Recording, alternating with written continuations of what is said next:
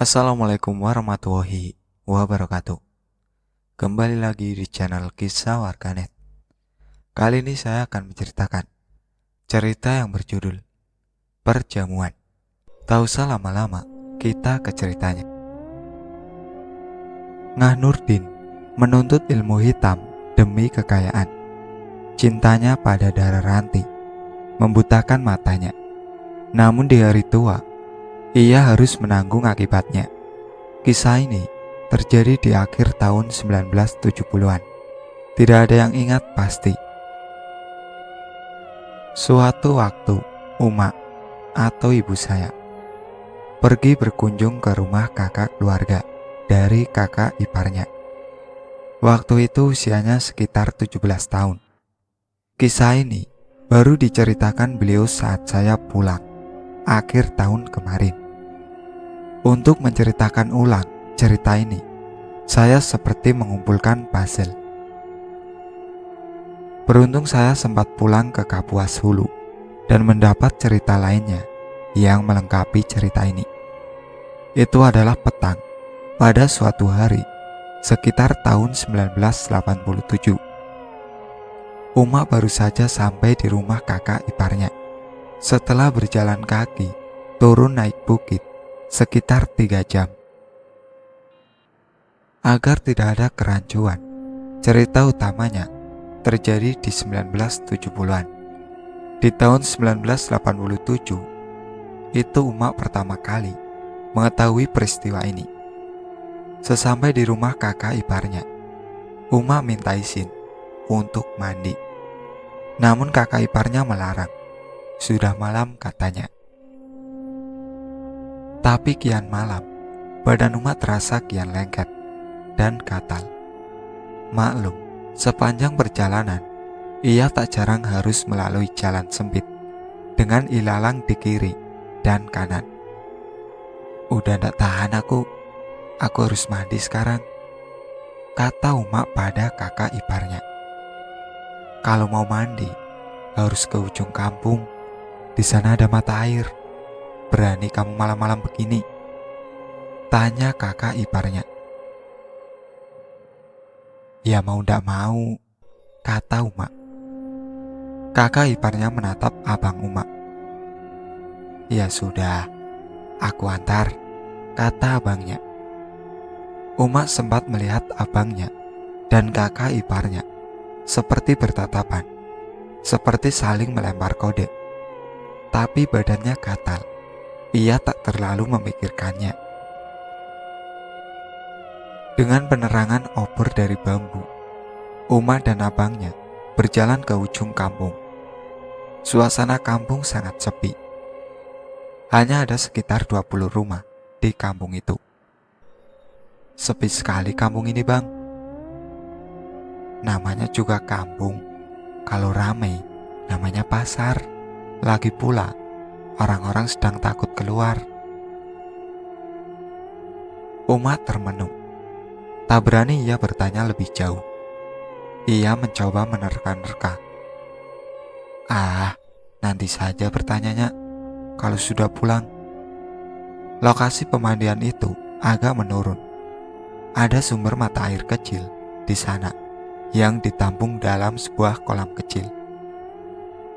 Uma turun ke bawah sementara abangnya menunggu di atas sambil merokok. Walau demikian, api dari obor itu masih bisa membuat Uma melihat sekitarnya, meski sedikit remang. Uma duduk di papan kayu yang diletakkan di sisi kolam. Ada tempurung di sana yang memang biasa digunakan untuk mandi. Maka Uma mulai menyiram dirinya dengan air. Tak berani ia terjun karena takut terlalu dingin. Namun saat memejam, ia seperti mendengar langkah orang di sisi lain kolam. Uma membuka mata. Tak ada siapa-siapa. Abangnya juga jongkok dan merokok di atas. Paling perasaannya saja, pikirnya. Namun saat ia melihat ke atas, suara langkah kaki itu terdengar. Ia menoleh ke seberang kolam. Sesosok pria tampak berdiri menghadapnya. Sontak Uma pun panik dan menyambar handuknya. Ia menaiki tangga dan lari tunggang langgang. "Weh, ada apa?" seru abangnya sambil berusaha mengejar Uma. "Ada hantu bangket atau hantu bangkit," seru Uma tanpa memperhatikan langkah kakinya. Ia hanya ingin cepat sampai ke rumah. Uma sampai ke rumah dengan terengah-engah. "Ada apa nih?" tanya kakak iparnya. "Aku lihat hantu bangket di pemandian," kata Uma. "Itulah mengapa tadi tak kusuruh kau mandi. Kenapa tidak cerita? Kami khawatir kau jadi takut menginap di sini," kata kakak iparnya. "Di mana abangmu?" tanya kakak iparnya. Uma baru ingat, tadi abangnya itu menyusulnya di belakang. Sementara itu ternyata abangnya menemui penduduk kampung yang lain. Tadi saat Uma lari tunggang langgang, ia sempat melihat ke bawah. Dari cahaya obornya, ia dapat melihat sosok yang lari itu. Ia tahu itu bukan hantu. Supaya saya lebih mudah bercerita, saya akan menyebut abangnya Uma ini dengan nama Pak Wa Emat. Pak Wa Emat dan 4 warga kampung lain mendatangi rumah Pak Nganurdin. Pak Nganurdin bisa dibilang orang paling pertama di kampung itu. Usianya sekitar 45 tahun. Ia punya pertambangan emas dan warga kampung itu bekerja untuknya. Rumah Nganurdin tampak sepi. Sejak kematian istrinya tahun lalu, rumahnya memang sering begitu gelap. Hanya ada satu kamar yang sepertinya diterangi cahaya dari pelita. Padahal sebelumnya, rumah itu selalu terang benderang dengan listrik dari mesin diesel miliknya. Setahun terakhir, sejak kepergian istri Nganurdin, memang banyak kejadian aneh di kampung itu. Beberapa hewan peliharaan warga seringkali ditemukan mati kehabisan darah. Seolah-olah ada yang mengisapnya sampai habis. Beberapa warga juga ada yang melihat sosok hitam yang memakan peliharaan mereka. Namun sosok itu sangat cepat menghilangnya. Itu membuat warga kampung takut beraktivitas di malam hari. Selain itu, usaha pertambangan emas Nganurdin juga sedang kacau. Sejak istrinya meninggal, Nganurdin menutup tambangnya. Anak buahnya yang sudah terlanjur membangun rumah dan membangun kampung bersama, ini tak bisa kemana-mana. Mereka berusaha beralih menjadi petani dan peternak. Dan kematian hewan-hewan ternak ini menjadi masalah besar buat mereka.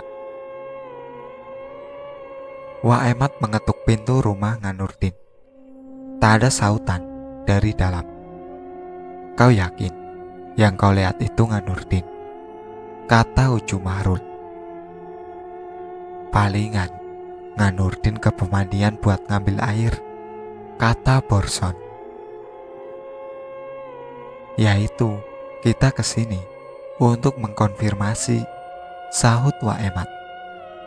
"Ya terus kenapa kita harus rame-rame begini? Bukannya malah kesannya menuduh." Ucu Mahrul sejak tadi sebenarnya tak mau ikut. Ia tak enak dengan Nganurdin, orang yang pertama jadi bosnya itu. Setengah jam menunggu, mereka hampir menyerah dan pulang.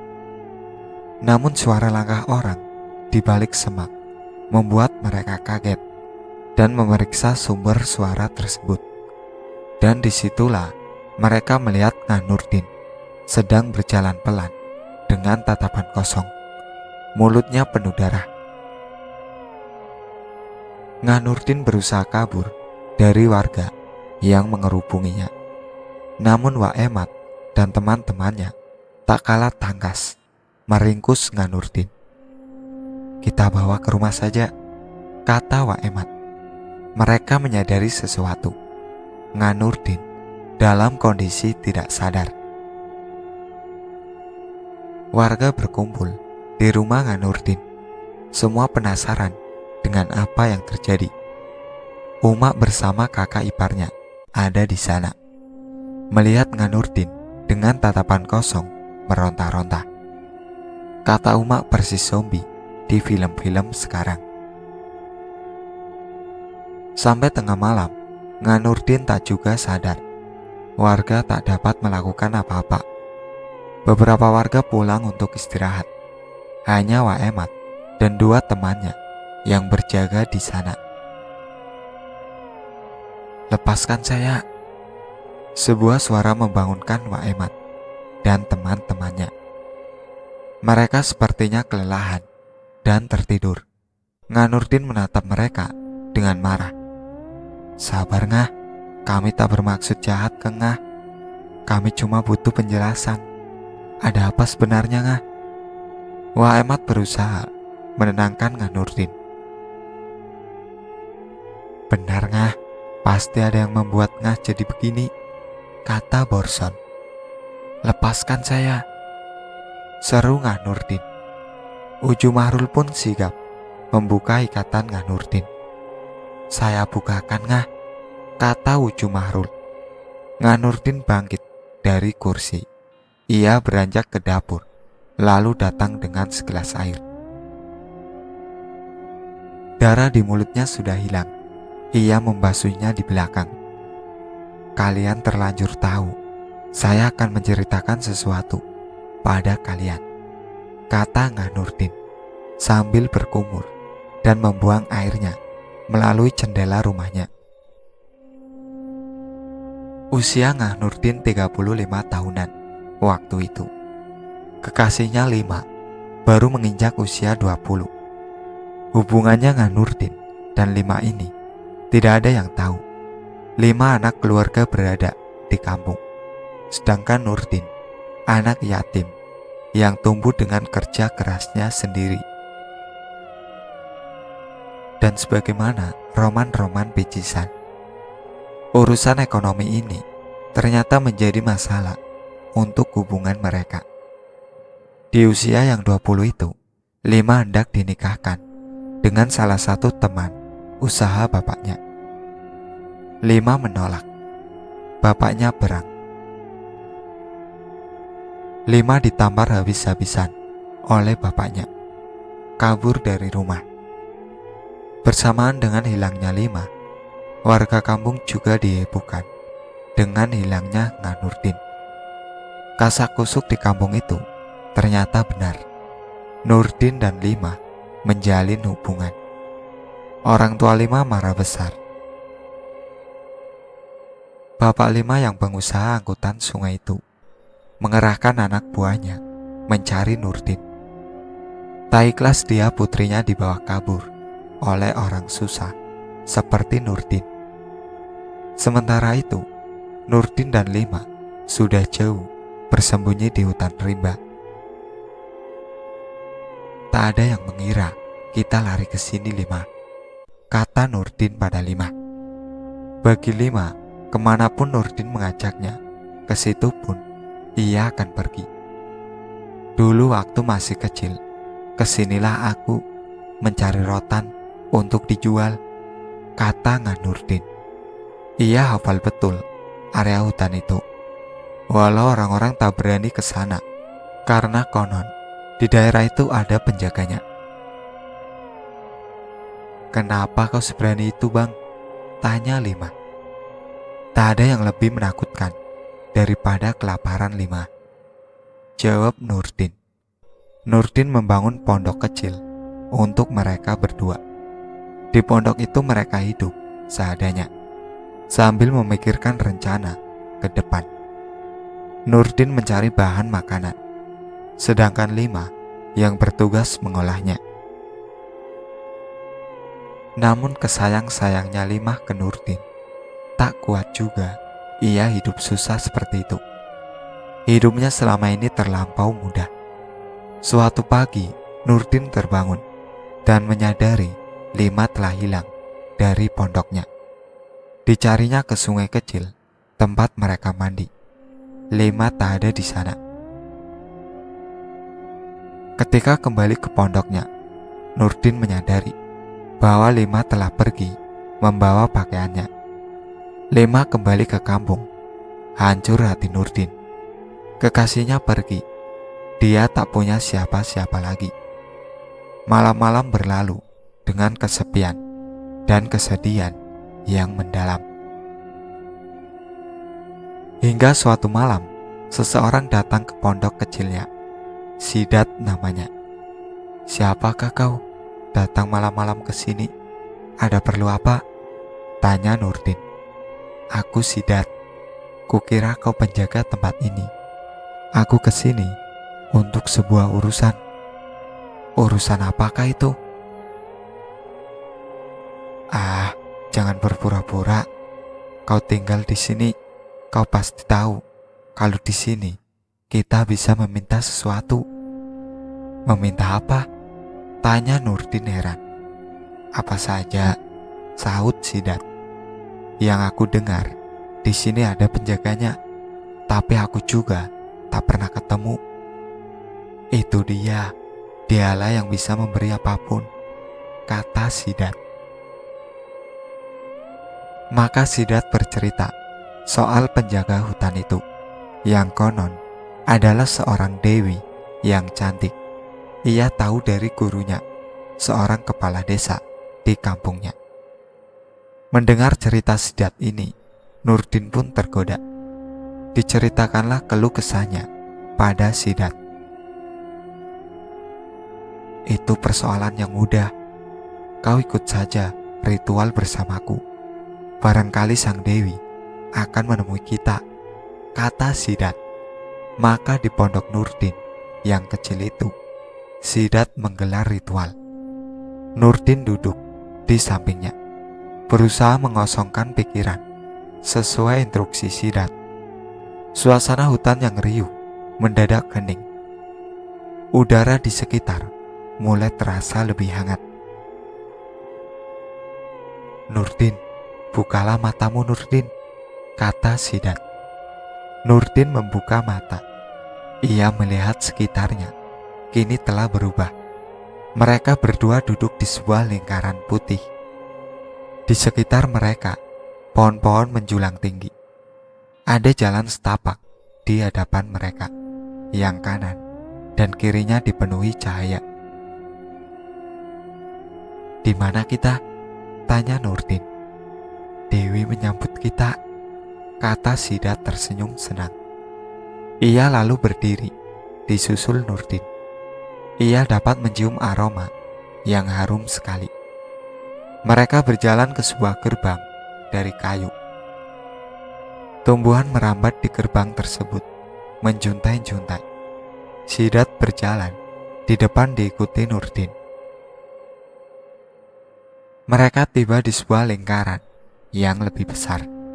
Di sana duduk seorang wanita muda yang rupawan. "Sidat dan Nurdin, duduklah," sambutnya. "Aku tahu alasan kalian kemari," kata wanita itu. "Tapi kalian tahu bahwa akan ada syarat yang harus kalian penuhi?" tanyanya. Nurdin memandangi Sidat. "Tahu," kata Sidat. Nurdin bingung. Sidat sama sekali tidak menjelaskan tentang persyaratan itu. "Karena kalian sudah datang kemari, aku akan membuat jamuan untuk kalian." "Tidak perlu, kemurahan hati Dewi untuk menolong kami sudah cukup," kata Sidat. Tak sopan rasanya bila tidak menjamu tamu. Jamuan ini tidaklah merepotkan. Sidat sudah mendengar cerita ini dari gurunya. Jantung Sidat berdesir ketika tiba-tiba udara di atas mereka berputar bergulung-gulung. Lalu dari udara itu turunlah 2 piring berisi makanan yang lezat.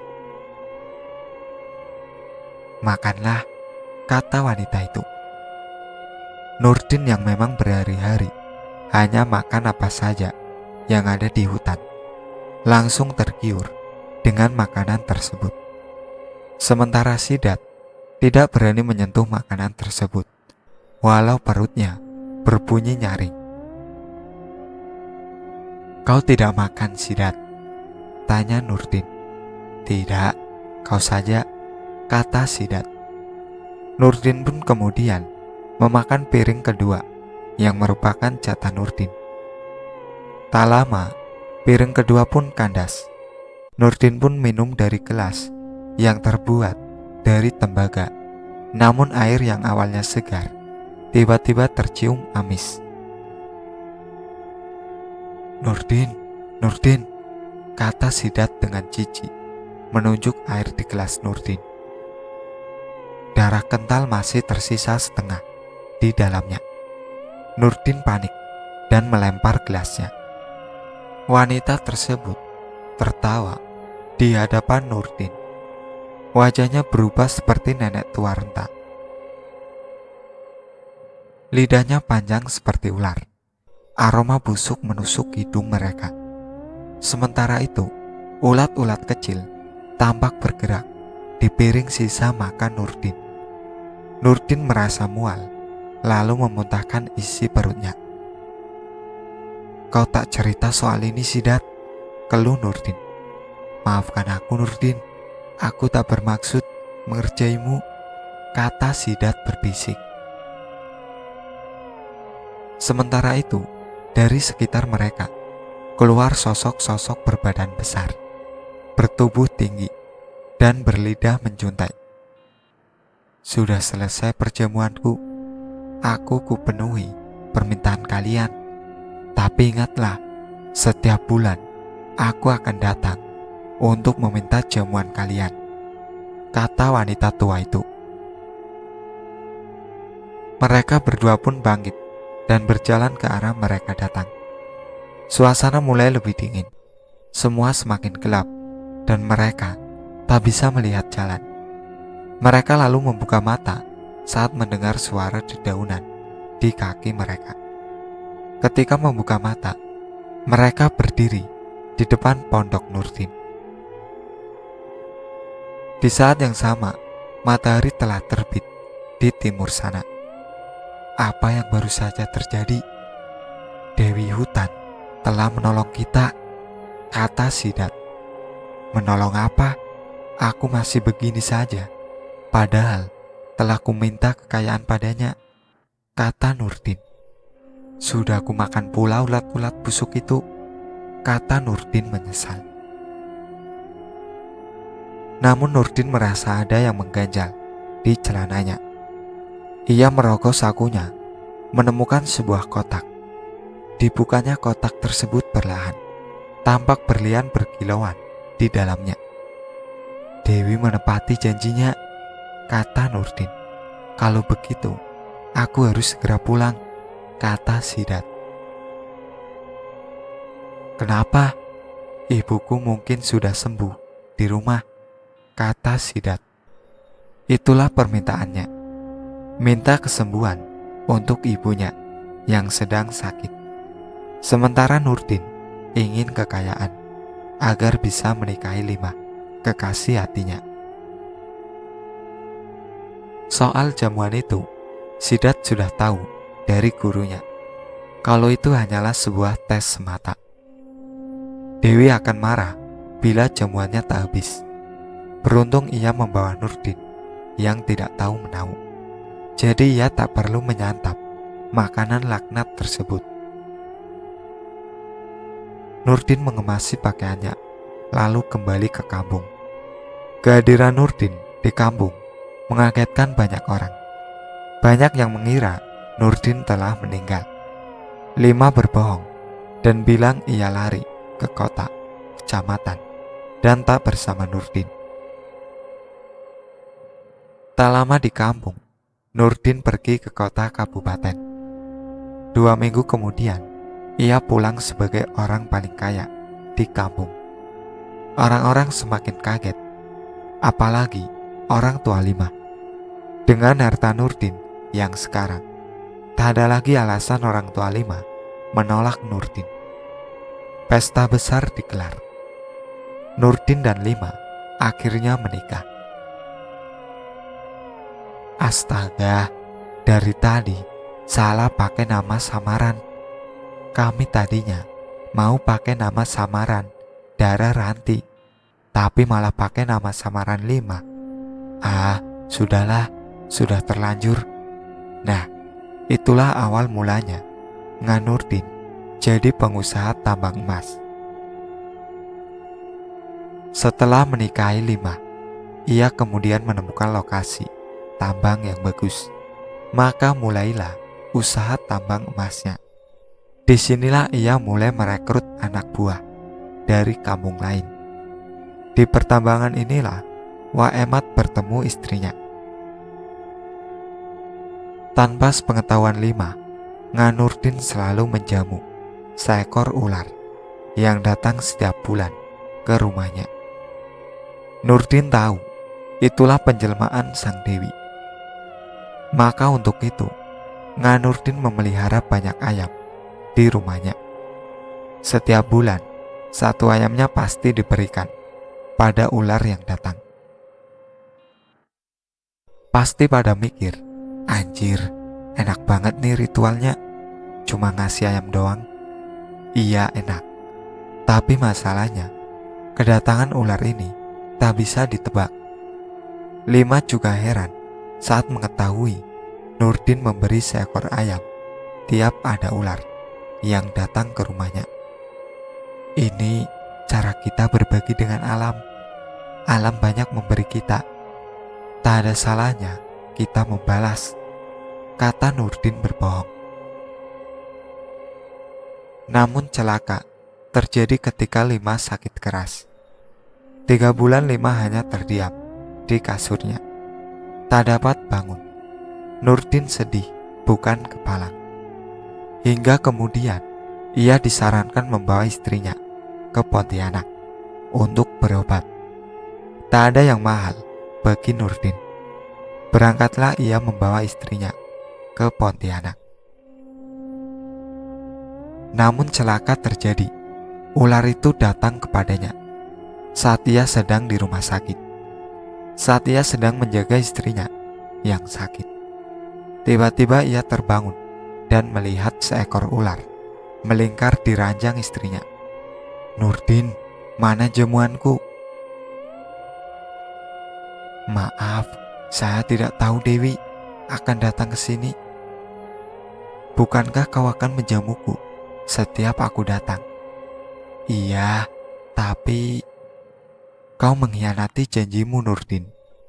Ular itu pun menjelma nenek tua dan berdiri di hadapan Nurdin. Aku tidak bermaksud. Ini adalah hukuman pertamamu, kata Dewi itu seolah menarik sesuatu dari dada Lima. Ia lalu menghilang. Nurdin panik melihat istrinya meronta kesakitan. Dipanggilnya suster, namun Lima tak tertolong. Nurdin pulang ke kampung dengan kesedihan luar biasa. Perasaan kesal dan marah membuat ia mengabaikan kehadiran sang ular setelahnya. Tapi tak disangka, itu membuat ia harus menanggung dampak lainnya. Setiap bulannya akan ada masa ia berubah menjadi semacam mayat hidup.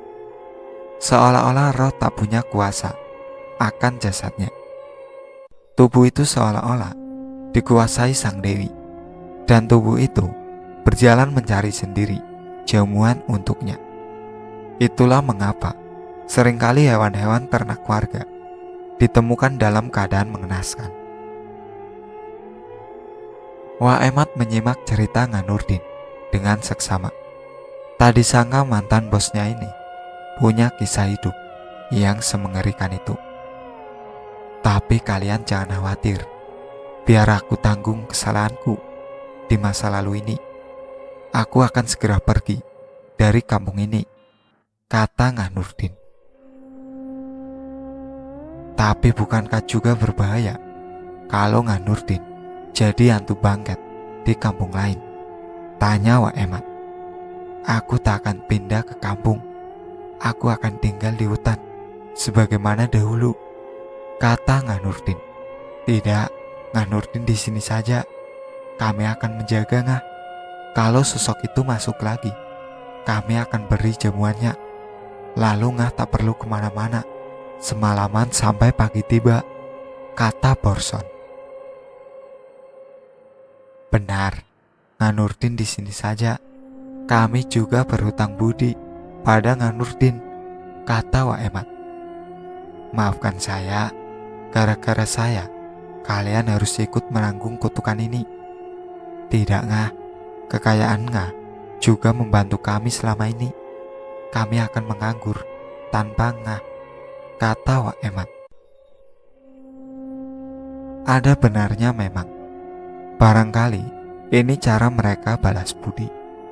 Lalu cerita itu mereka sembunyikan. Cerita yang beredar adalah Ngah Nurdin kesurupan setan. Pak Wak Emat menyimpan cerita ini sampai saya menanyakannya. Itulah akhir dari cerita perjamuan. Sekian dari saya. Wassalamualaikum warahmatullahi wabarakatuh. Jangan lupa like, komen, dan subscribe channel ini.